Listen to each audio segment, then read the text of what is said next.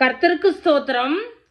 ஆசா, இந்த ஆசா ராஜாவை பத்தி 2 நாளாகமும் 16:12 ஒரு வசனத்தை வாசிக்கிறேன். ஆசா அரசாண்ட 39ஆம் வருஷத்திலே தன் கால்களில் வியாதி கண்டு அவன் நோவு மிகவும் உக்கிரமாயிருந்தது. அவன் தன் வியாதியிலும் கர்த்தரை அல்ல பரிகாரிகளையே தேடினான். ஒரு அந்தோ பரிதாபமான ஒரு முடிவை கொண்ட ராஜாவா இந்த ஆசா காணப்படுறாரு. ஆனா இவருடைய துவக்கம் எவ்வளவு அருமையா இருக்கு தெரியுங்களா? அவரு கர்த்தருடைய முழு இருதயத்தோடும் முழு ஆத்துமாவோடும் தேடின ராஜான்னு எழுதப்பட்டிருக்கு. இந்த ஆசா ராஜா கர்த்தருக்கு அநேக பலிகளை செலுத்தின ராஜாவா காணப்படுறாரு.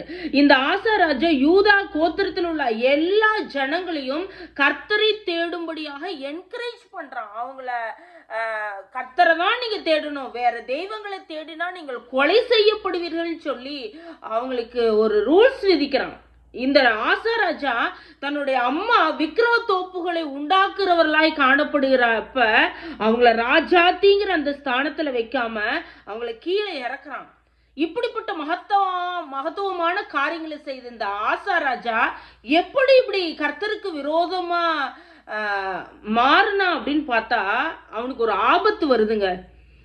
இஸ்ரவேல் ராஜா பாஷா அவனுக்கு எதிராக வரும் பொழுது இந்த யூதா ராஜாவாகிய ஆஷா கர்த்தரை தேடாம சீரியா தேசத்து ராஜாட்ட போய் தன்னுடைய பொக்கிஷத்தை எல்லாம் கொடுத்து எனக்கு ஹெல்ப் பண்ணுங்கன்னு சொல்லி கேட்கிறான். அப்ப நம்பிக்கையை அவன் கர்த்தர் மேல வைக்க தவறின, என்னதான் முழு மனதோடு கர்த்தரை தேடினாலும் ஆபத்து வருகிற சமயத்துல தன்னுடைய தேவனை நோக்கி கூப்பிட்டு அவரையே நம்பி அமர்ந்திருக்காமல் இவன் மனுஷர்களை தேடினது நிமித்தம் ஒரு தீர்க்கதரிசி அனுப்புறார் கர்த்தர்.